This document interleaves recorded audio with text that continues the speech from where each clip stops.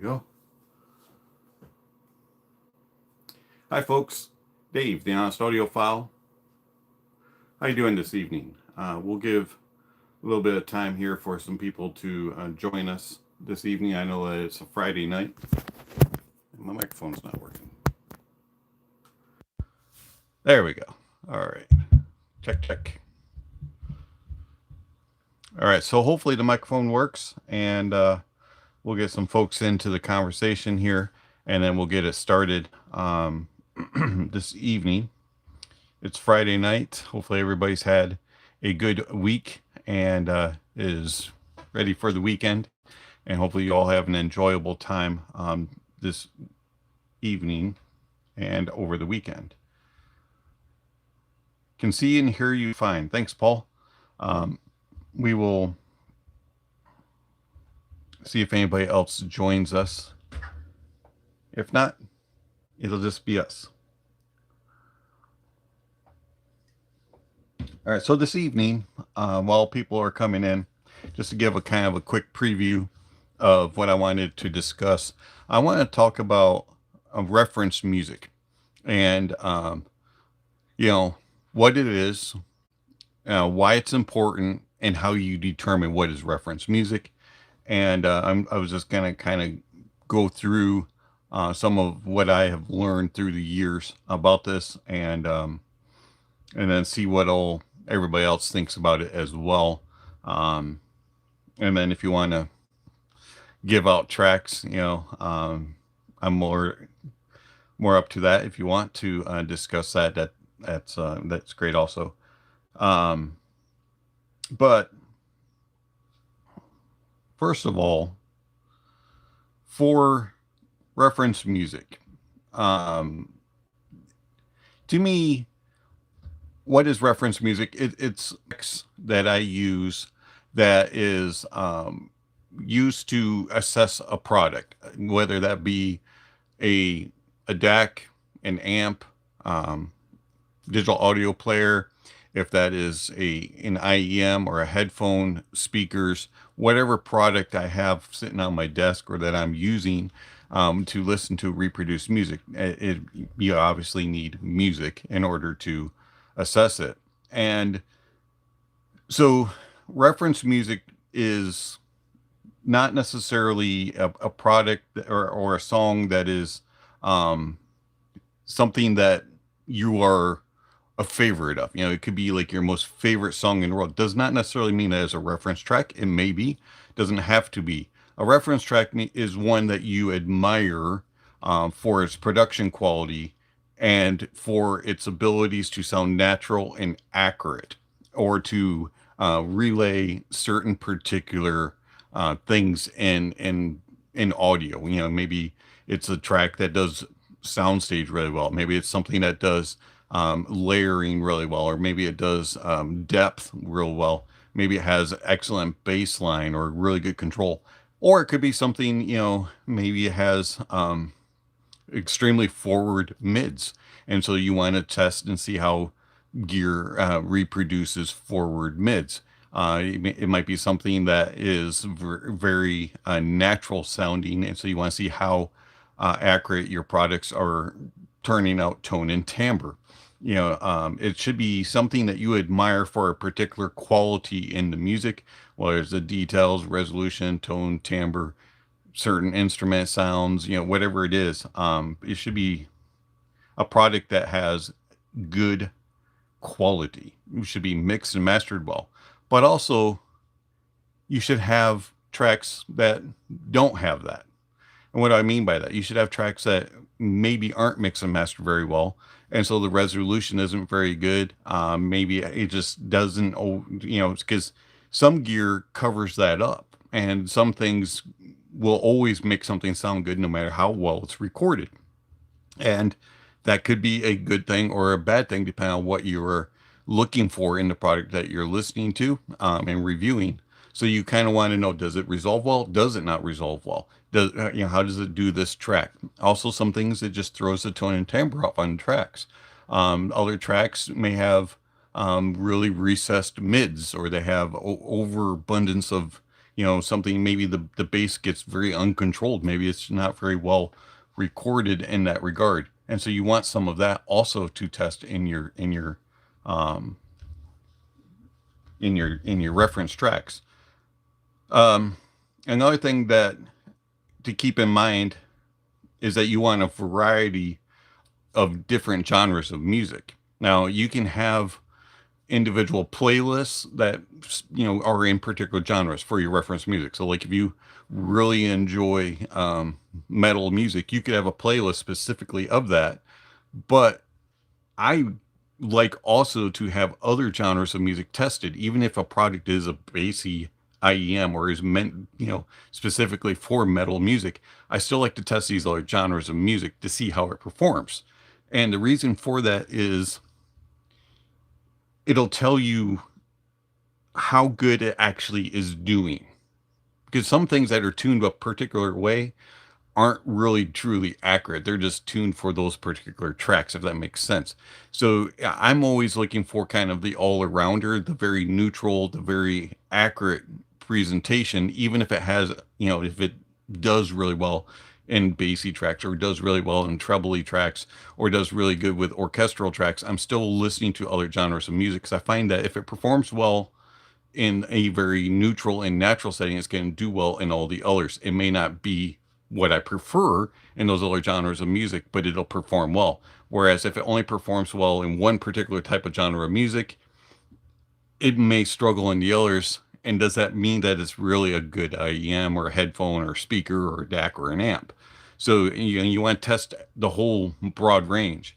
Um, and then also keep in mind that there are certain types of genres of music that showcase certain things. So orchestral, jazz, and acoustic genres of music are very good for giving, or for showcasing natural and realistic instruments and vocalists.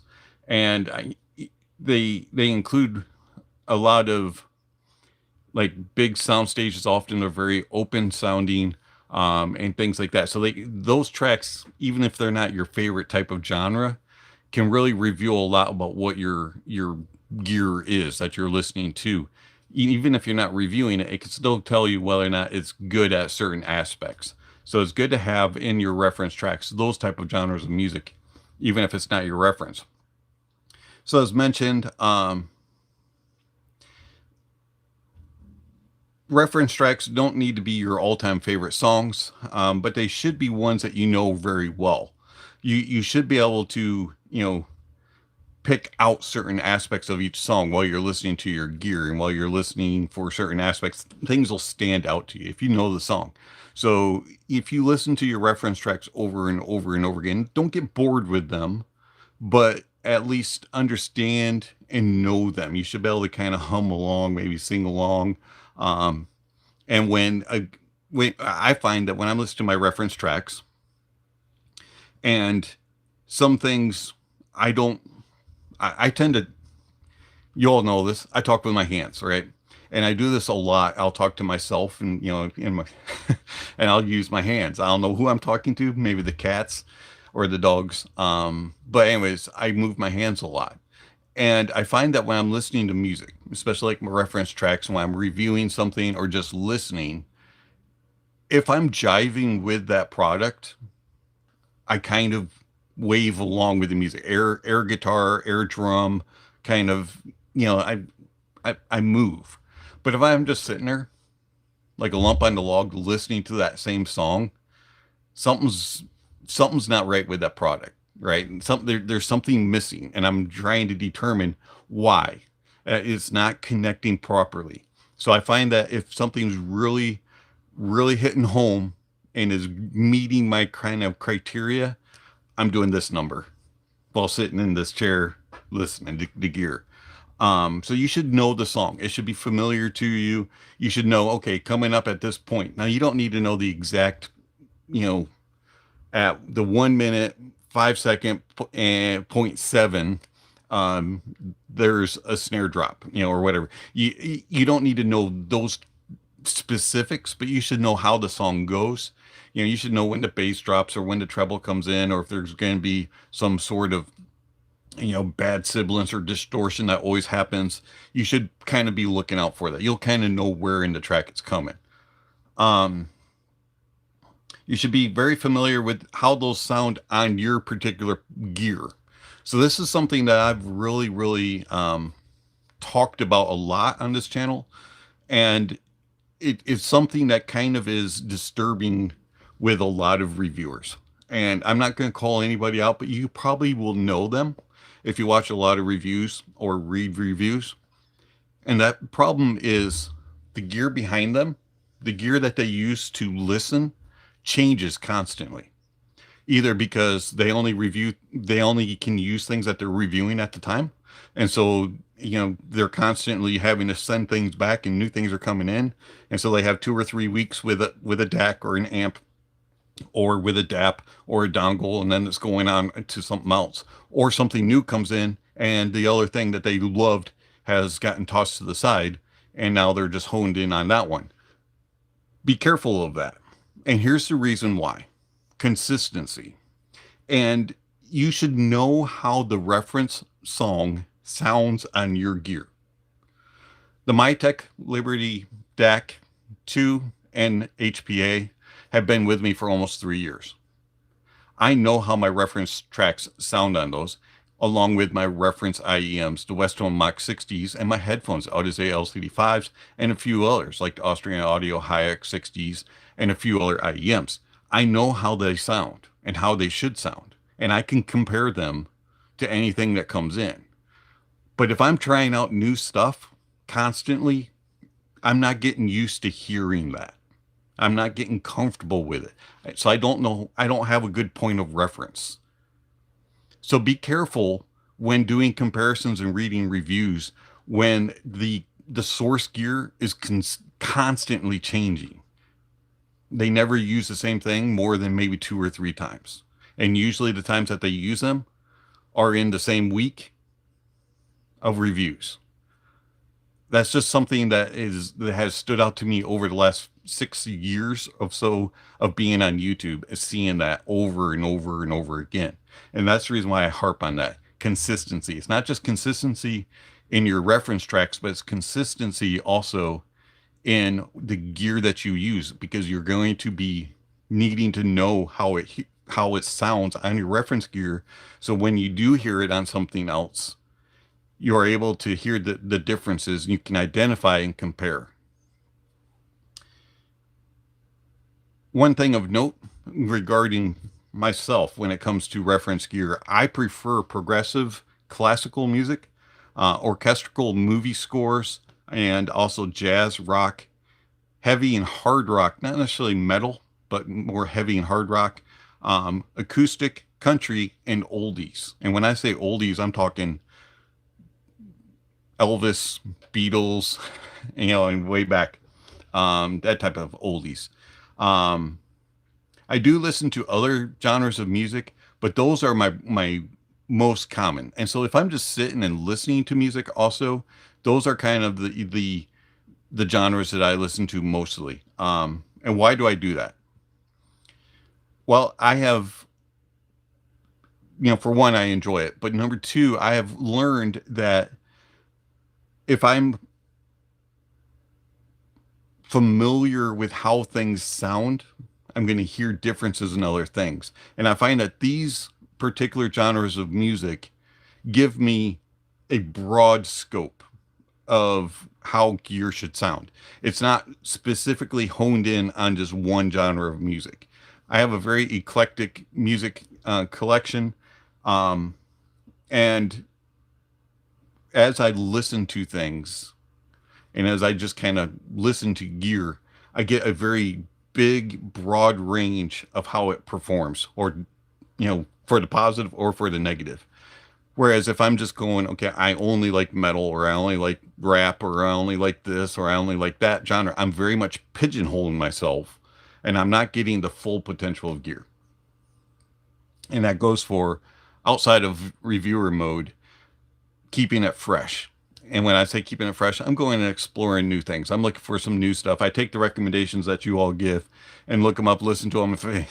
Some of it's kind of like, not really for me. but it may do something good as far as, a particular specific task, sound stage or bass, treble, mids, things like that. And so I may add it to a playlist just so it'll come up and I can go, oh yeah, this IEM or this headphone or this speaker or this DAC or this amp does that. And so you have to, um, you know, that's how and why you use reference tracks, or you obtain them, excuse me. So to wrap up and to conclude this section of it, reference tracks should be what you admire for a certain thing. Does it do this well? Does it do this not so well? Can I use this to identify issues or flaws or positives in a product? Does it, do I admire it for its abilities? And also, I should be familiar with it. Not just, hey, yeah, I've heard of that artist or I've heard of that song. No, you should be familiar with the actual song quite well. Not necessarily be your favorite. All right, so how do I use reference tracks? All right, so you've also probably seen my review process. We've talked about this before. In my review process, I have a bunch of playlists that I use on a regular basis.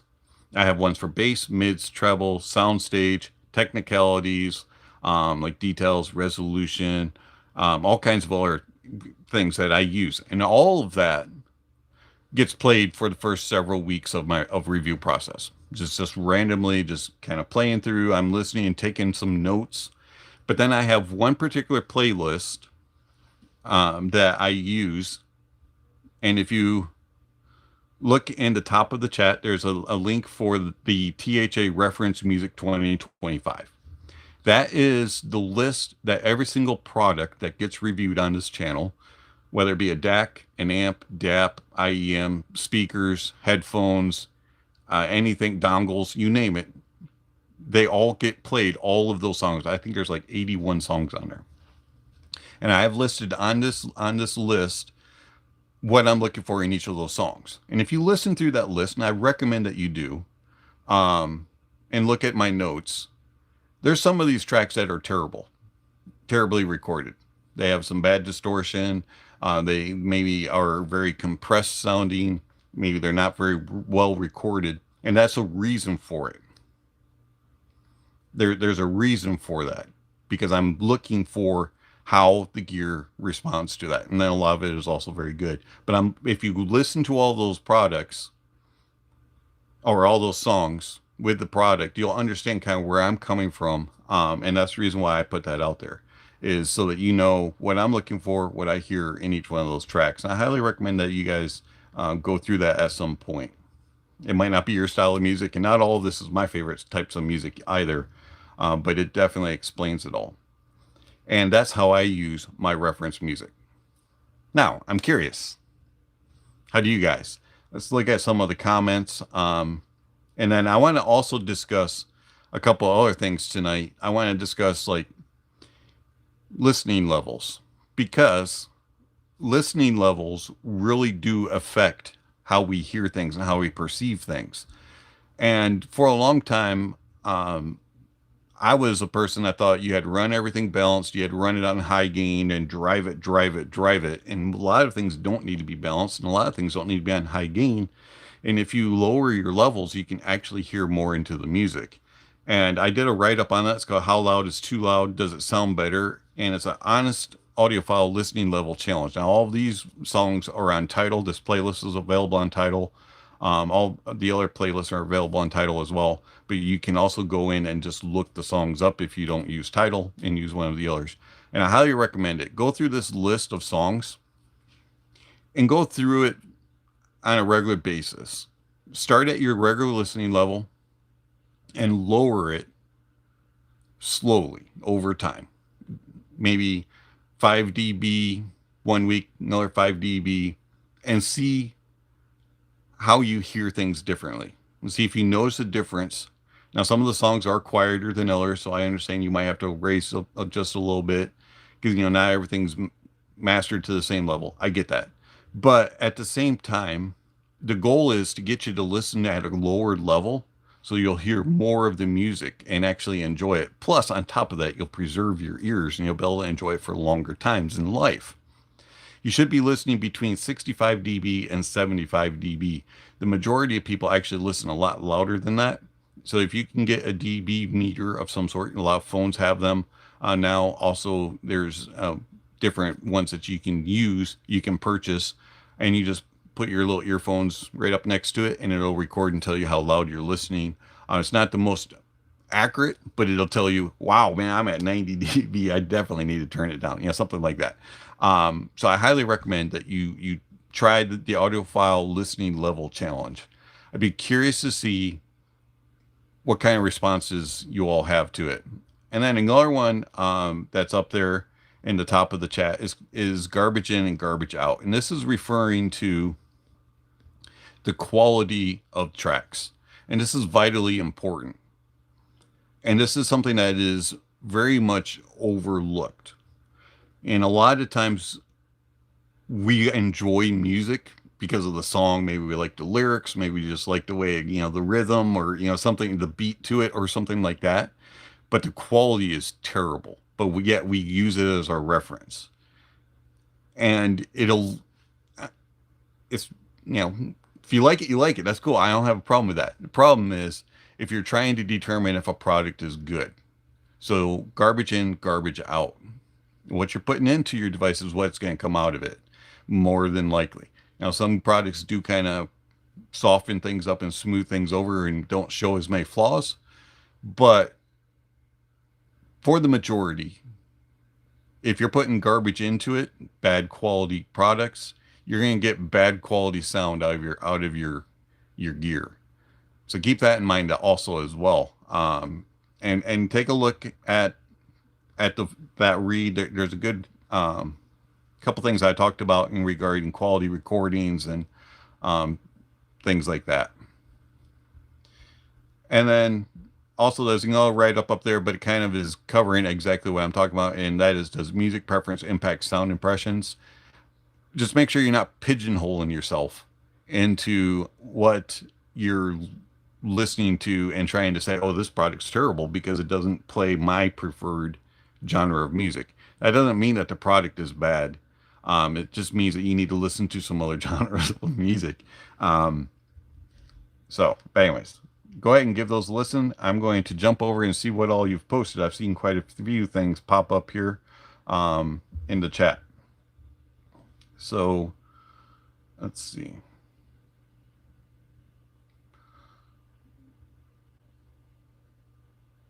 All right, Jim Ashby, hopefully you made it. I understand that you're I'm pretty sure it's your Kansas City Chiefs are playing, so I understand if you didn't make it into the chat. All right, so Guillermo, sorry. Hi there, Dave. Luckily I got to the live. Hope everything is all right. Here to listen to your take on this topic. Yeah, I'm doing good. Let's see another one. I enjoy a mix of electronica, jazz, and progressive rock. You can hear different tones and qualities of bass, and look forward to the space and the search of sound stage on those genres. Yes, jazz is actually really, really good for soundstage and for layering, and gives a good sense of depth. I find that especially live jazz recordings do an excellent job with that. Reverend Thomas, greetings from Manila. Hello. That's a little ways from where I'm at here in Indiana. Let's see.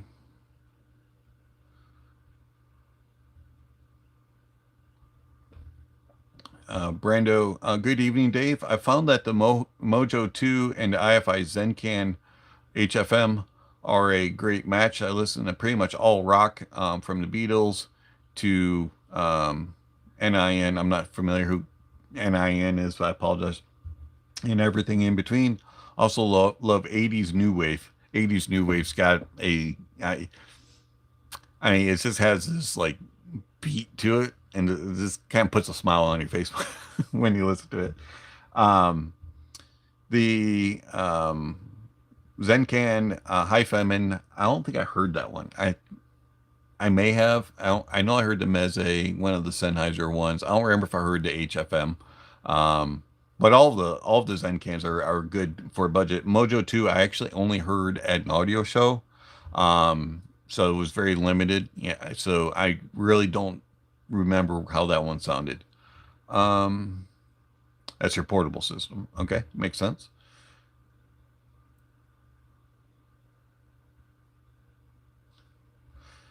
Apollo. If you lower the levels, you can actually hear more into music. I eventually learned that when I bought better quality headphones and IEMs. Absolutely. So that took me a long time to learn. And even though I was working, soundboards and doing all that kind of stuff, it just I was always pumping it out loud. And a friend of mine was like, "Why do you always play things loud? You can hear things when it's quieter." And I was like, yeah, come on, Ray. And he challenged me to lower the levels over time and listen. And it was an adjustment, and it took me a long time to really just sit and, train my ears to listen. But once you get to that point where you're listening at lower levels, you don't even notice that it's lower. You just hear it, and it just comes out, and you definitely can hear more in the music when it's lower. Um Brando, like you said earlier, I love when it gets me engaged in my sound check title playlist with good gear, especially does that. Feels like I just want to keep turning it up. That tells me a lot. Yes. So if you're listening to your music and it's engaging you and you have that draw to like jam out, don't raise the level because it's not good for your ears. Be very careful at that, but that's a good thing. That means that you're jiving with your music, and that means that you have good synergy between your playlists, your gear, and your sources, and and all that. And so it's all coming together. um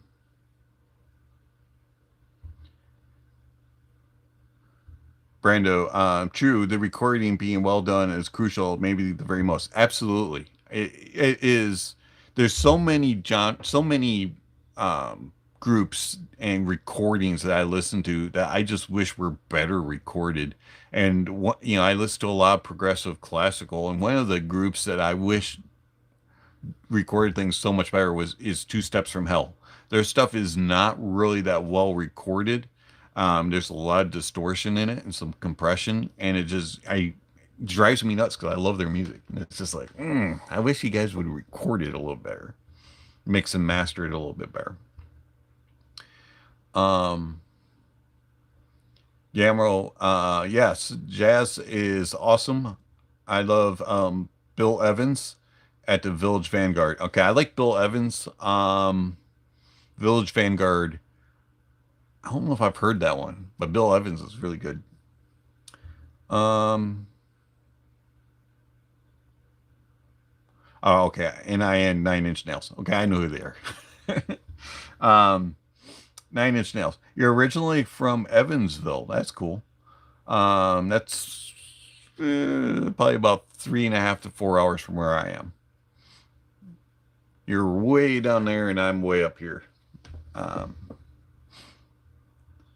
let's see.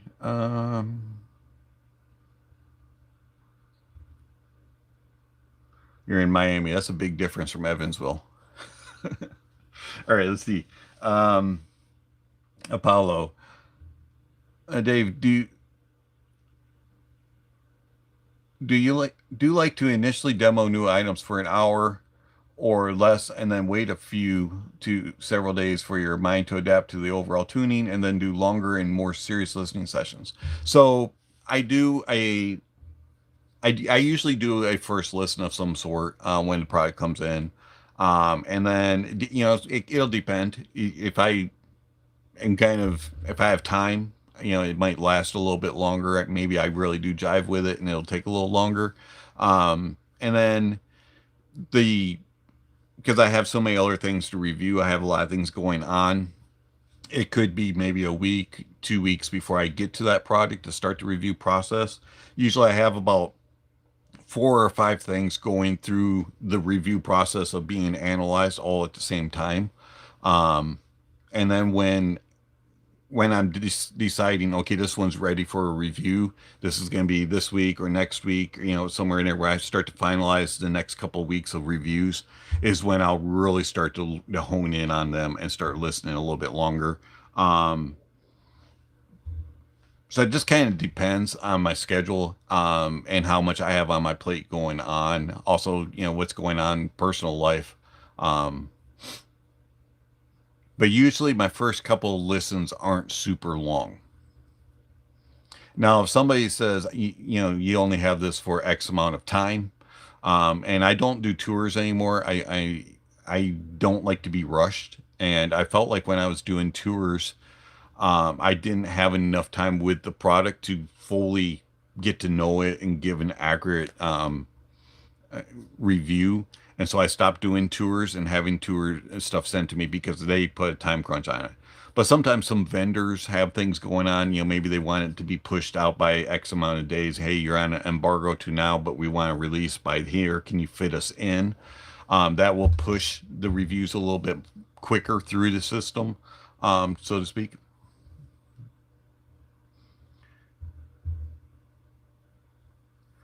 And let's see. Rob, you speak jive too. Yeah, I mean, it's so important. I talk about emotion with music and it connecting with me, and so if you can tell in my reviews if something connected with me, and oftentimes if it's just kind of a ho hum, this is a decent little product or this thing's awful, you'll know it immediately. You can tell when things jive with me.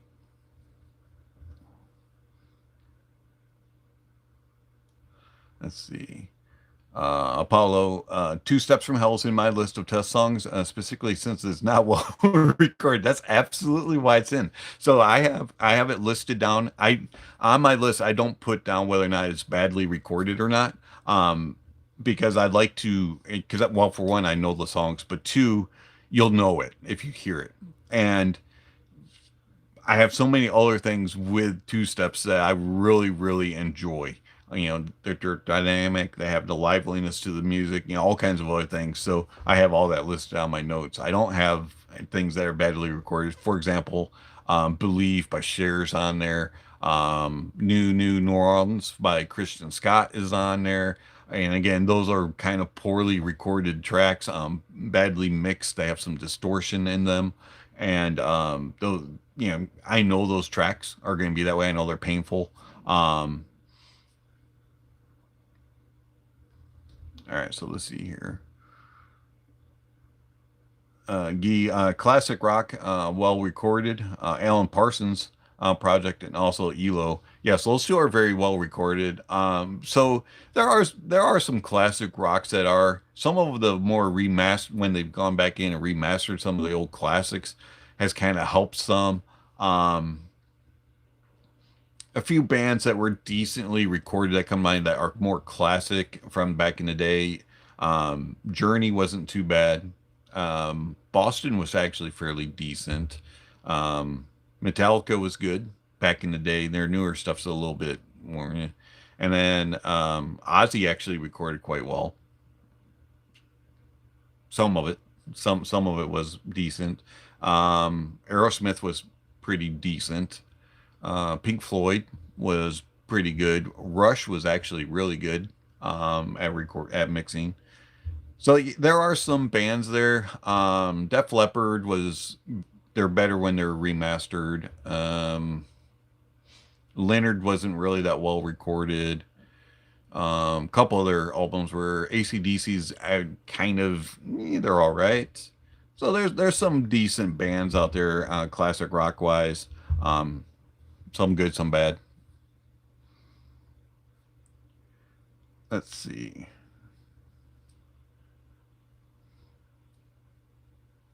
But Alan Parsons' project is really good for sure.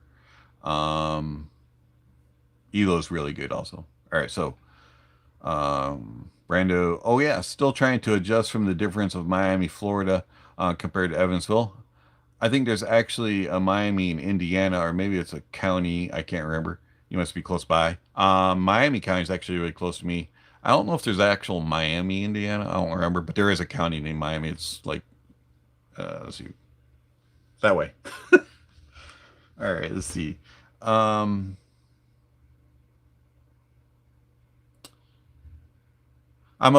so Indianapolis is about 70 miles south of me.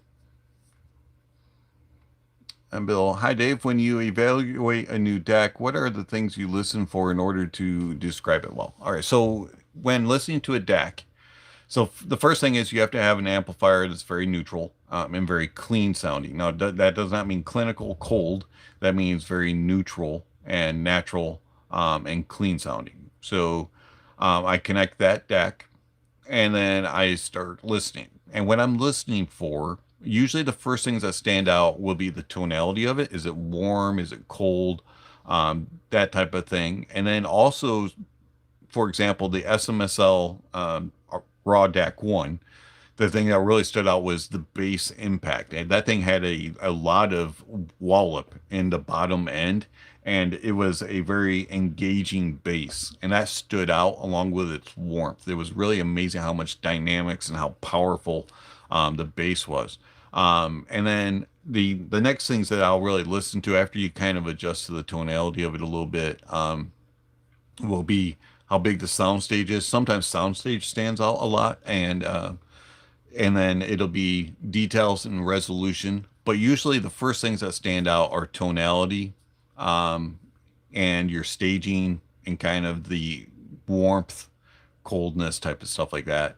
And then as you listen and you go through your list, the little things will kind of stand out and just kind of pick out. And it also depends on what headphones you're using or speakers or, IEMs. They'll bring various things out as well. All right. Good question, Bill. All right, so Sparky got my Verums in, very clean, expansive and robust. Yes, they are actually. I like Verums. They are a good headphone that really surprised me. I was rather impressed by them, so I'm glad that you like them. Let's see, Brando, not trying to call out exactly where you are, just kind of homesick. Sometimes kind of miss Indiana. Thanks for taking the time to help everyone. Hey, you're very welcome. That's I love giving thoughts and impressions and opinions and all that. And if that's why we're here, to discuss things, sort things out. As far as calling me out where I live, that's no secret. I'm not afraid of it. Now you can't get my street address unless you're going to send me something. But obviously don't share that. But I don't have a problem saying that I live north of Indianapolis, and what county or city that I live in.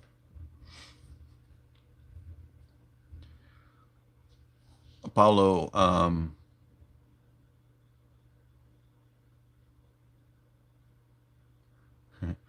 Reverend Thomas, ACDC, absolutely. Um, you know, the only thing with ACDC that is kind of, I mean, I do like them a little bit. Brian Johnson's kind of more, been with them a while. But the only thing with ACDC is a lot of their music kind of sounds the same. Uh, so it's kind of like, can we get a different rhythm, please? Especially their more classic songs. All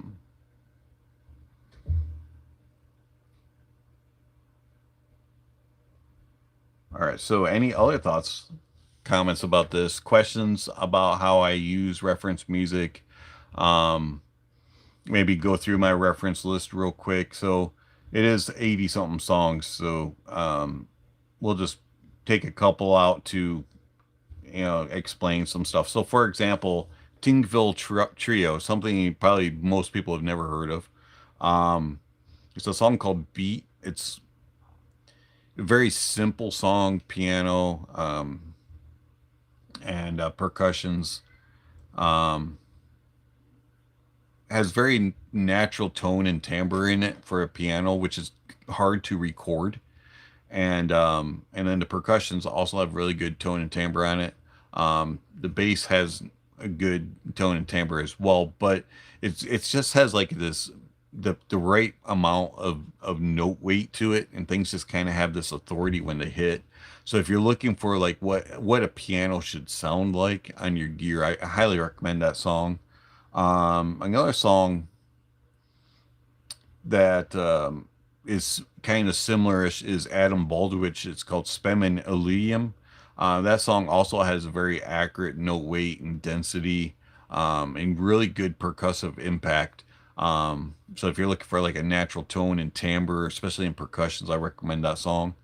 Um, if you want to check sibilance and hot treble, I would check out Code Cool by Patricia Barber. So there's a section in the middle of that song that is very, very spicy, and it's pretty well recorded. The only thing is, it's just it will hurt your ears. Um, and depending on what your source sounds like and what your IEM or headphone or speaker is, if it has a lot of treble energy, a lot of upper mids energy, or is prone to sibilance, it's really going to be brought out by that, um, along with the hot treble. And then a song that I mentioned just a while ago, Christian Scott's New Orleans. This song's very, very forward. It's a trumpet. It's going to sound like it's right here on your ear. It's very sharp, and it has lackluster detail resolution. It's kind of harsh sounding, and the percussions aren't really well mixed either. And so that song is going to bring that out. So if your gear is good at resolving, it should show all that, and it'll be a very painful song to test with. But at the same time, if it kind of covers it up and it doesn't sound as bad, you know that your gear is kind of rounding things off and smoothing things out a little bit. Um,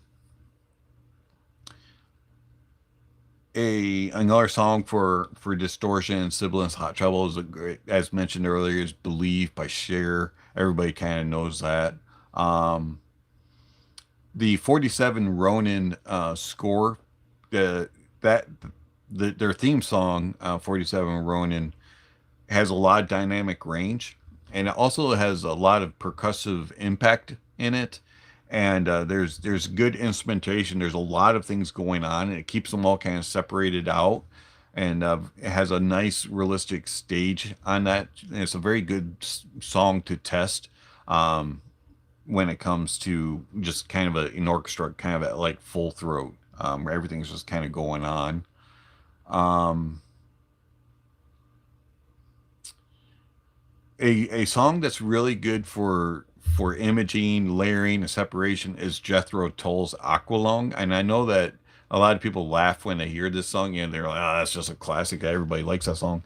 And it's not a reference track, but for me it is, because it does, if you really listen to it, it has really good separation, layering, and imaging. And I know that we were talking earlier just a while ago about some classic bands that are really well recorded. Jethro Tull's another one that's actually really well recorded. Um, if you want to know what a song sounds like when it's boxy, listen to "Swingin' Love Medley" by Sandy Patty. Now, her voice is beautiful. She has this beautiful soprano voice, but unfortunately, this her music's not really well recorded, and she comes across as shouty and boxy in this, and it has really bad resolution. So it would show off a lot of that. Um, let's see another track. If you're wondering what auto tune sounds like, so um, there's a group called Brian Free and Assurance, and they did a an album that was like just acoustic, like not acoustic. What do you call it? No instruments. They're just singing it a cappella. There we go. And they did a song that's like a medley of some hymns. And if you want to know what auto tune sounds like, that one. It's so digitized. They don't even sound realistic. It's auto tune done bad. So I threw that in there because sometimes some gear doesn't always reveal that as much, and it'll kind of cover it up a little bit. But if you're good, if your gear is good, it'll really sound very, very artificial. Um, a track that's really bad with resolution, and sadly, I like this. I liked this artist. He's no longer with us, but all of his stuff was poorly recorded. That's Meatloaf, Bad Out of Hell. Very, very bad on resolution. Um,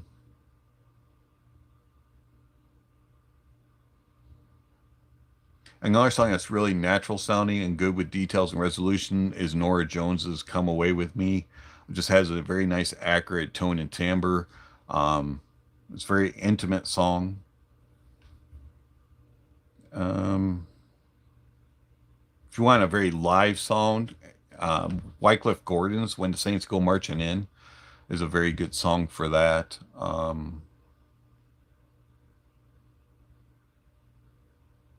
Trying to think what else do I have in here. Now, an artist that I don't really care for too much, Neil Young, but Cinnamon Girl is actually a good song. It has nice bass control, and there's also very good layering in the song. I'm not a Neil Young fan really, but that one song I do use in my testing. There's a bunch of other stuff in here that I just recommend that you go through and listen. All right, I saw some questions come through. Let's get back.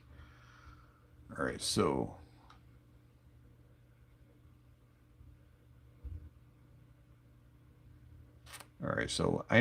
Apollo, I never was interested in orchestral music. I have started to really like orchestral music since it is a nice genre to listen to when testing IEMs, which are tuned to work well with most genres. Hmm.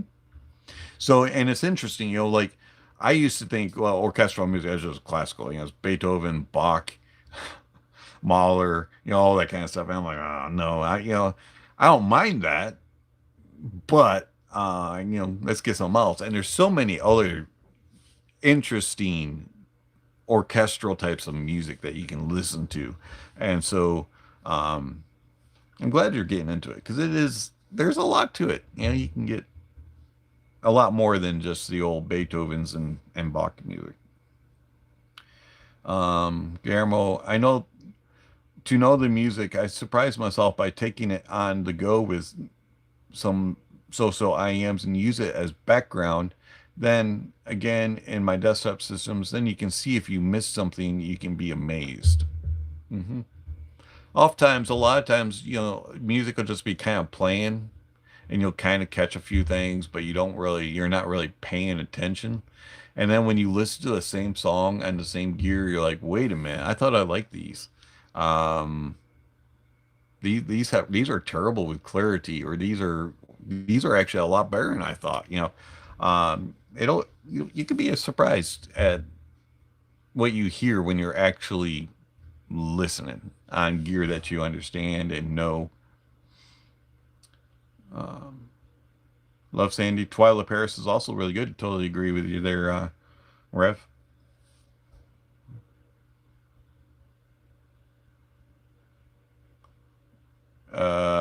Boo.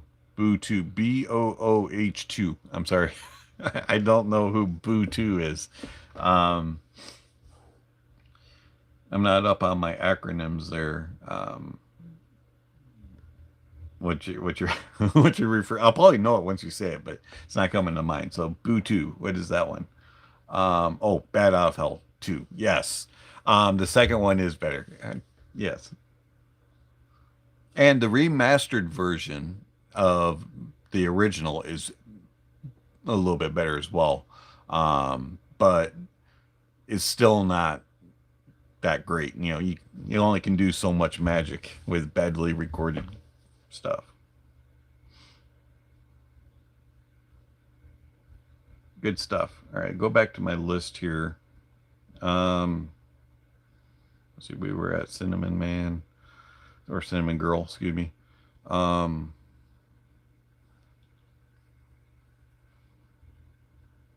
let's see. Yeah, so I mentioned Lynyrd Skynyrd. So um, Lynyrd Skynyrd's the Freebird is a very painful, very aggressive song.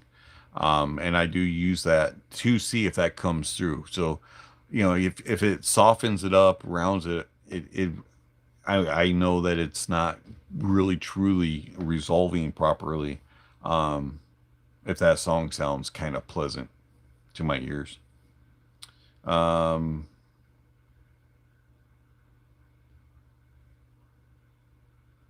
Same thing with like No More Tears by Ozzy Osbourne. It's a song that has a very like crisp guitar and sound to it, and it can be painful on some gear. And it's not because it's not well recorded; it's just the way that that song is can be, and so some gear doesn't portray that as much. It'll warm it up too much and kind of soften it out. Something also that I like to listen to a lot is like orchestral music that has a choir with it. Two Steps from Hell, the City of Prague Philharmonic Orchestra does that. The Danish National Symphony also does that a lot. And why I listen to that a lot is, especially on Two Steps from Hell, the choir can get hidden from kind of being heard. And it'll be more recessed and kind of masked by other things on certain gear, especially IEMs tend to do that a little bit. And I find that that's a good test is having orchestral and choir at the same time playing. Because it really shows how deep a stage is and if things are masking and covering it up. Um,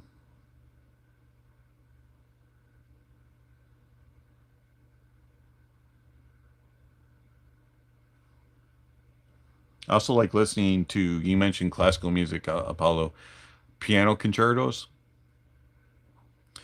and especially live recorded piano concertos. Now, you don't have to listen to the whole thing because it's like an hour long, but I find that oftentimes the piano is really well recorded, but their orchestra is a little bit far, in the background, and it's a good way to see how the stage is set up. They actually do a really good job because if you think of how a piano concerto is in real life, normally the piano is the center of the stage or a little bit closer to the front and the orchestra is a little farther back. So it should sound like that. So if it's well recorded, it'll sound like it does, like the stage is set. So it does a good job of presenting.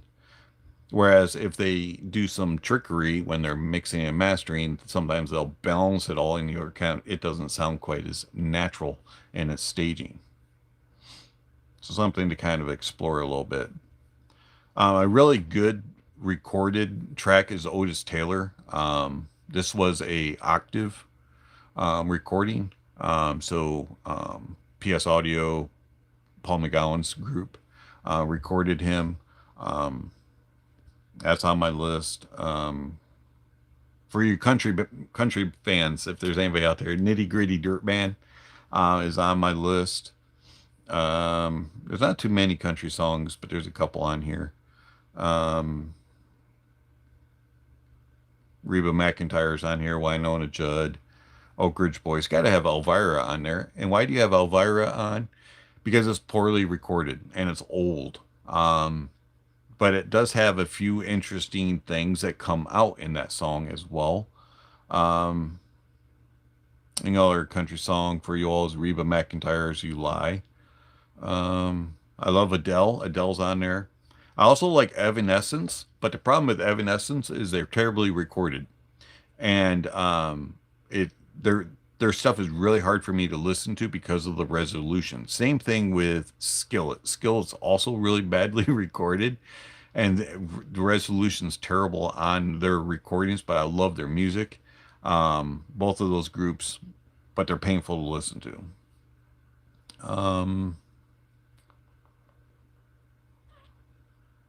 So anyways, there you go. There's a quick rundown through my list. There's a bunch more songs on there. But you can listen to that. All right, let's see what else we got.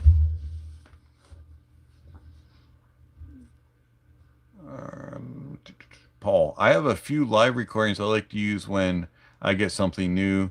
Tedeschi Trucks Band, never heard of them. Joe Bonamassa, that's a good one. And After Bridge, they're live from the Royal Albert Hall with a 54-piece orchestra. Cool. That would probably sound pretty good. I have to look them up. Let's see. You have the 24 karat gold remaster of Bats Out of Hell. Wow, that's cool. Let's see.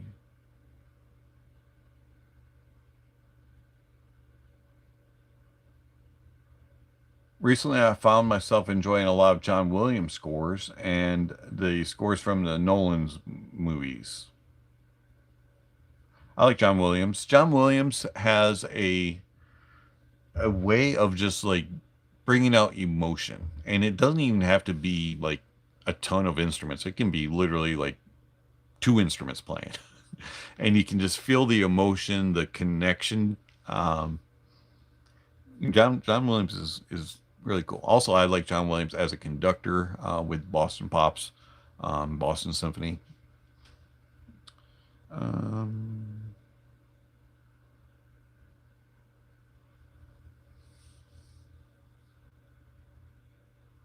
all right, let's see. Brando, something you might like that's one of my favorite song periods is Failure's Heliotropic. It's sonically awesome. That bass and spacey feeling is beautiful yet so hard. Ken Andrews is the man. I'll have to check them out. All right, let's see. You ever decide to simply not review products which you really do not like? Sometimes. So there have been a few products in which it's not worth the time. You know, you can listen to it and give it a try, and it's really not worth the effort. Or it's not. I just don't want to deal with it. You know, it's just that bad. But those have been few and far between.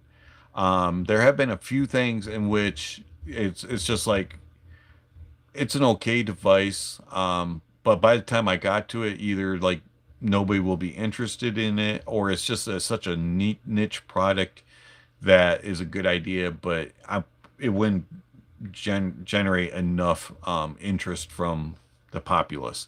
And so that's the reason why I'll mention it on my review schedule. And when we go through it, you know, and if somebody says, "Oh, I really want you to review that," maybe I would, but for the most part, it's kind of like it's just gonna sit there. And then there have been a few where I have sent things to manufacturers or vendor and been like, "You don't want me to review this." The I don't have anything pleasant to say. And then there's other ones in which I really don't care for the product, but everybody else is talking about it and it's still like really valid to talk about. And so I will give a negative review. But yeah, there have been times where it's just like this isn't worth it. Um,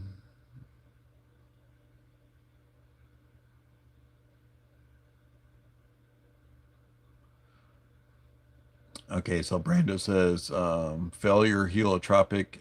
It's on Fantastic Planet, a hidden gem period that doesn't get its due. Ken Andrews is so good. He produces, records, and mixes and masters all their music. It's a great band. I'll have to check them out. Sounds interesting. You have piqued my interest.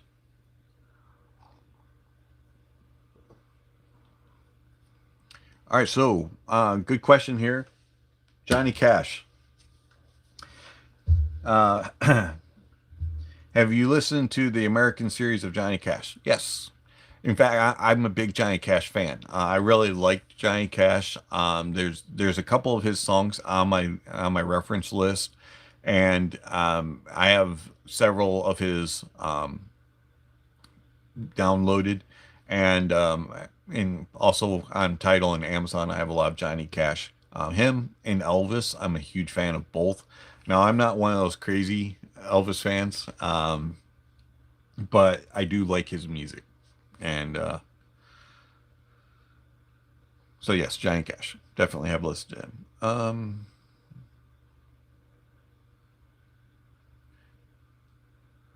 All right, Paul. Tedeschi Trucks Band is a blues soul type music.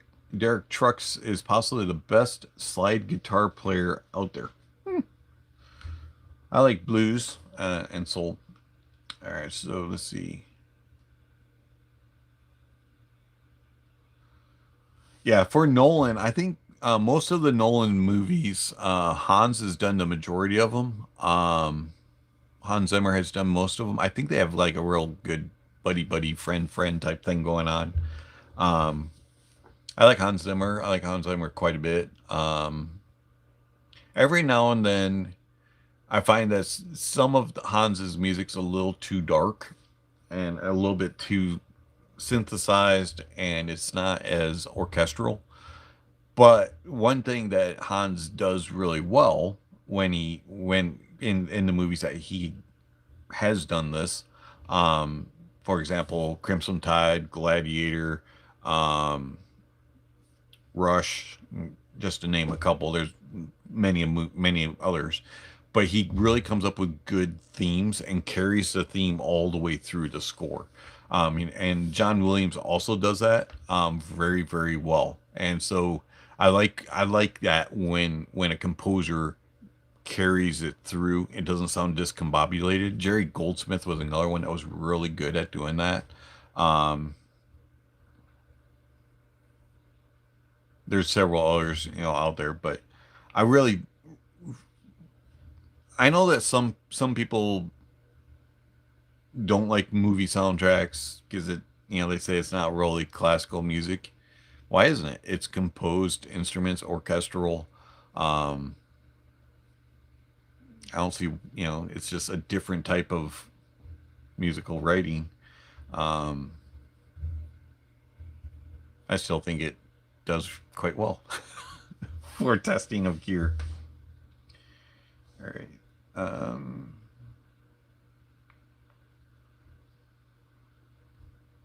Let me go to this one. So on my how loud is too loud, there's a bunch of songs listed there also. Um, so one of my favorite jazz artists is Harry Connick Jr. And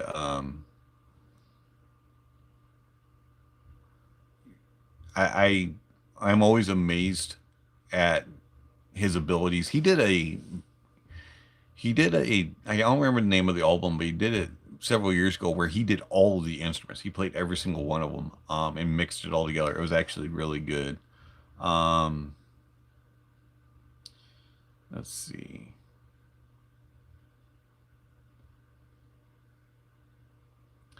Somebody mentioned a couple of female artists. One of my favorite female artists, and I know this is cliche, they like Mariah Carey, and I think she has a nice voice. Um, Another one that I really enjoy is Sarah McKenzie. She has a really nice voice. Um, let's see.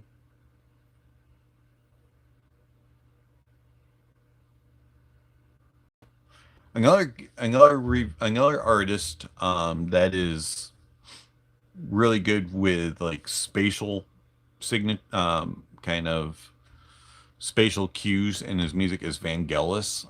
Vangelis was really good at that, adding in different kind of background type of things going on that works well on the soundstage. Kraftwerk is another band that does that really well. I know a lot of people think that Yanni is kind of Mr. Romantic, which yeah, he probably is in a lot of ways. But Yanni also very similar to Vangelis, does very similar. But one thing that Yanni did that is different than Vangelis is Yanni, like Hans Zimmer and John Williams, kind of carried themes through, and so I found that to be kind of unique about his music. And so I actually am a Yanni fan. I would love to see him in concert sometime. Um, let's see. Amber Rhubarth is another one that was very well recorded, but also uses a lot of acoustical type of instruments, and you get a sense of a simple but yet a very tonally correct type of presentation with Amber Rhubarth. Um,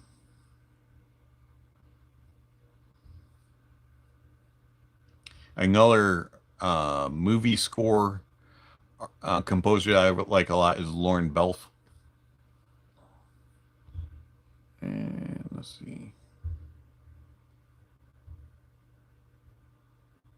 Yeah, you can just go through the list. It's been fun. I've enjoyed this tonight.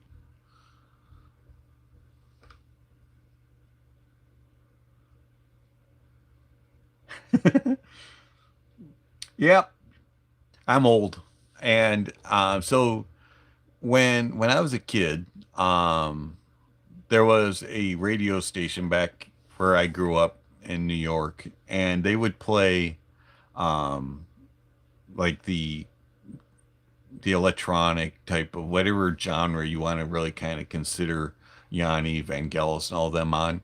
And as a kid, you know, I would sit and listen to it, and so I kind of just appreciated it, learned, you know, to kind of enjoy it, and it's just kind of stuck around. Now, it's not something I listen to all the time, but I enjoy some Yanni tracks still to this day. So um, I'm not afraid to say one way or another.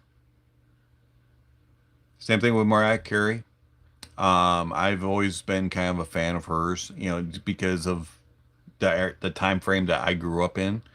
Um, hey, to each their own, as you say. We're just here to share.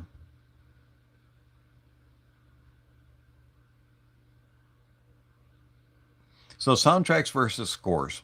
So this is interesting. So for me, a soundtrack, if a soundtrack is just like the rock songs that or the whatever type of songs that are played along with the score and in the movies, I really don't care about that. I can hear those songs elsewhere on other tracks. Um, but if it's the score itself, I prefer that. I also don't really care for the ones in which you have 10 different rock songs or pop songs or whatever type of songs, and then they have one compilation song for the movie theme. It's like, really, that's the only song I care about, for the most part. I do like Danny Elfman. I like Danny Elfman. Danny Elfman is kind of hit or miss for me. There haven't been a ton of his that I really enjoy. Um, but every now and then he's come out with some stuff. He's very whimsical in some stuff. But yes, yeah, I mean, he's definitely talented and he has done some good stuff. There's a lot of different composers, Trevor Rabin, Trevor Morris, Brian Tyler, I like. There's all kinds of.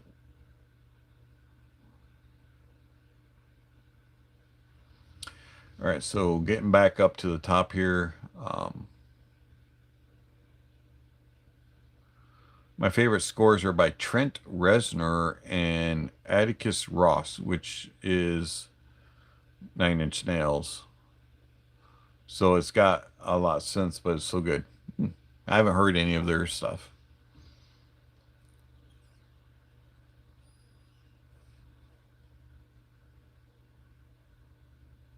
So there's a lot of you know, music that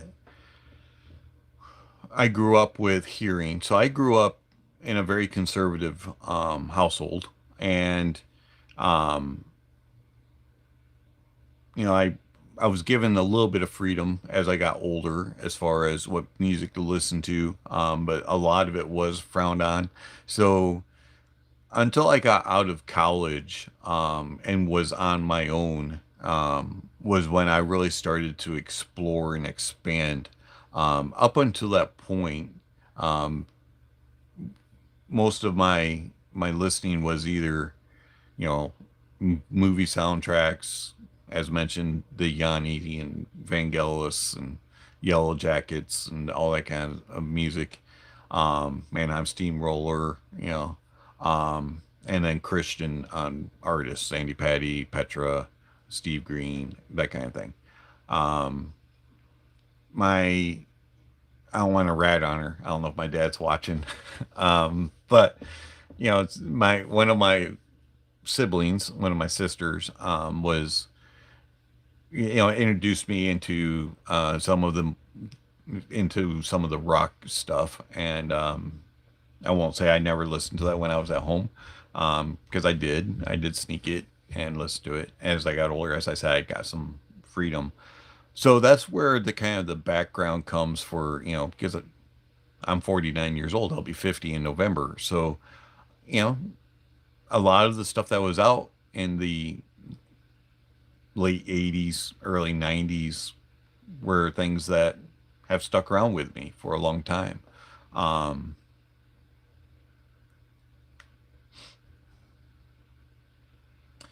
Grandma, have a great weekend. You too.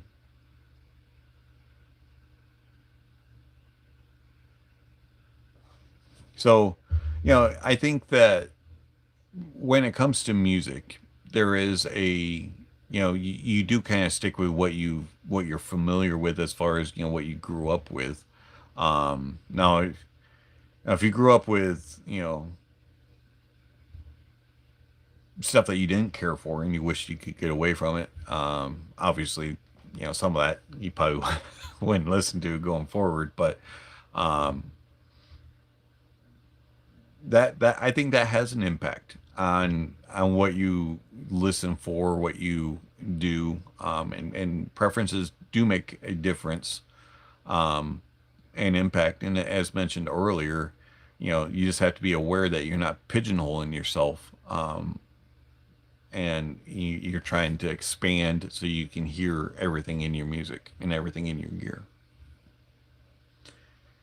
All right, well, I am going to cut it short here this evening. I do have to be up really early in the morning tomorrow.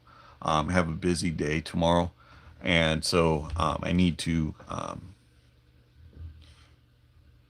head out here in a couple moments. But if you have any other thoughts or comments, suggestions, or anything like that, we'll take about 7 or 8 more minutes here before we completely cut it off. So. Um,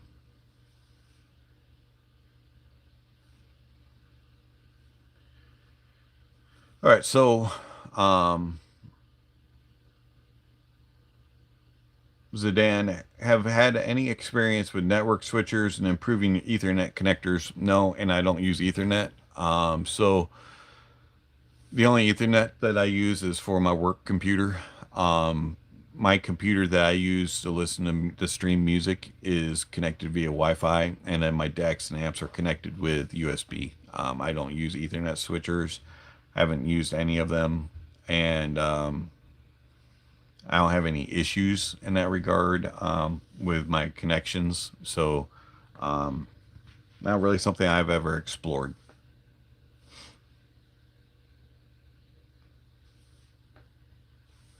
Good question though. For me, I don't stream like most people would, so I've been asked to review streamers, and most of the time I use them as DACs.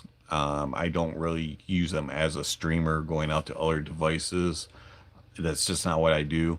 The only thing that's streamed is my Wi-Fi. Everything else is USB going into a device. I rarely ever use coax or optical. Um, so I really don't, you know, have anything with that in regards. Um, the only times that I use coax or optical is if I'm testing a project to make sure it works. And that's the only time I'll plug it in, listen to a couple songs. Okay, it connects with coax pretty easily, or connects with optical easily. I do not run any of my sources with that connection. Now, if I'm using my PlayStation 5 and I'm going to run it to a device, like a DAC to test for gaming. I may run optical, but for the most part, I use USB-C out from PS5 because it has USB-C out. Dragnet. I went to the 50th Petra concert last October. It was great. Awesome. That would have been amazing to go to. I would have loved to go to a Petra concert. Back in the day, I did get to see them like many moons ago. I don't even remember what tour tour it was. It was a long time ago. Before and they were still going before they retired. It would have been like, I don't know, early 90s.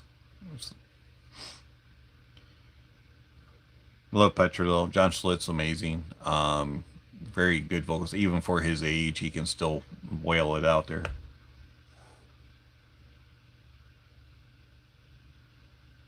Check out some of his solo stuff. He's actually pretty good too, if you haven't already. And then he was with another band. I don't remember the name of it now. It slipped my mind, but he did like one or two albums with another band as well. I think there was a couple former Petra members also in it.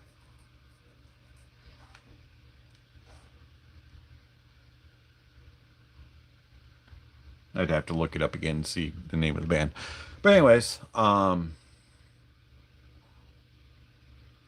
yeah, so there's, so I was talking with a fellow reviewer, Awesome Danny, and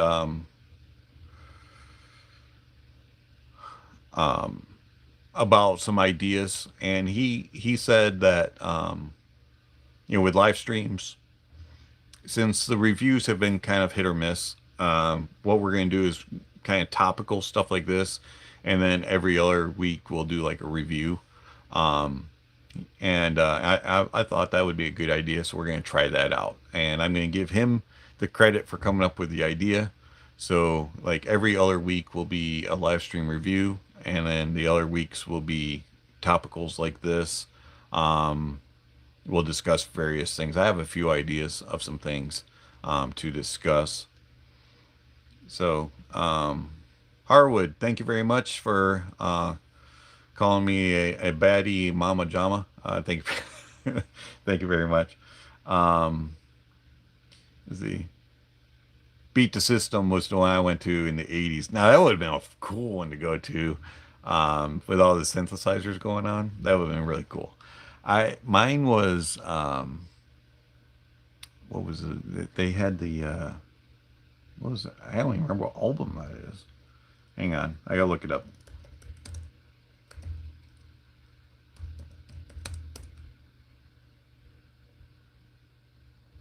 Beat the System would have been really cool. So I went to it was in like yeah, it would have been Beyond Belief, because I remember them singing Beyond Belief. So must have been the Beyond Belief one. I love that song, so it had to have been that. Another one that would have been cool was Wake Up Call, but I never got to go to that.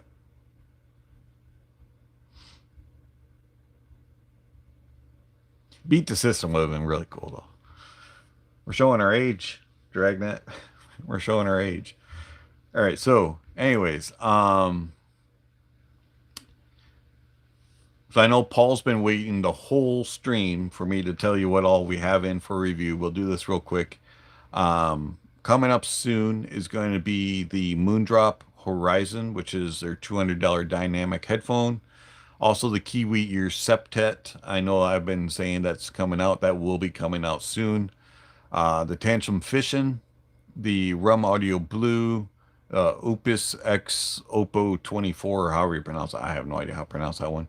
The BASN B Master X, the Pula Audio Unicrom, the QOA Cloudscape, FIO FH19, the FIO QX13.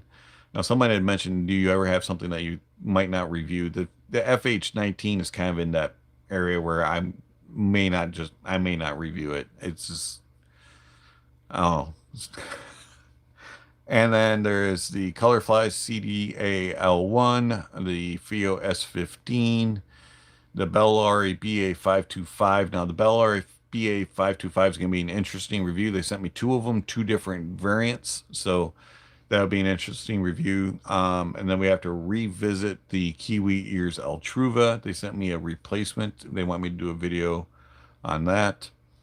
And then we have the Fosse Audio GR70, the FIO M21. The M21 is another one kind of similar to the FH19, which may or may not get reviewed.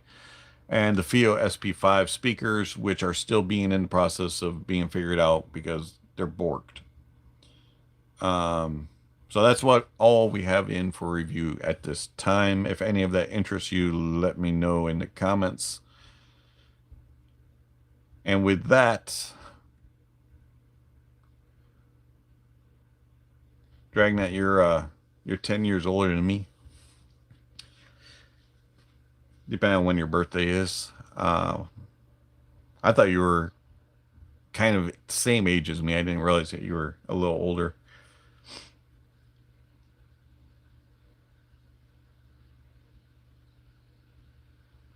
And yes, go Bills.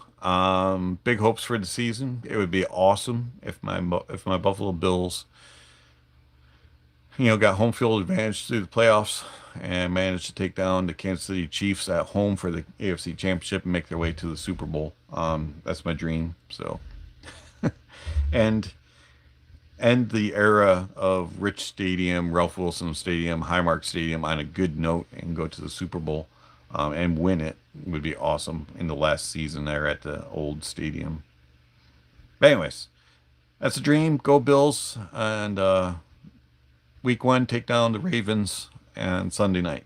So, but anyways, you all have yourself a great weekend. Thank you for joining in and carrying on conversations about music. And thanks for the laughs. Thanks for the ribbon about me liking Mariah Carey and Yanni and Vangelis. I appreciate the laughs.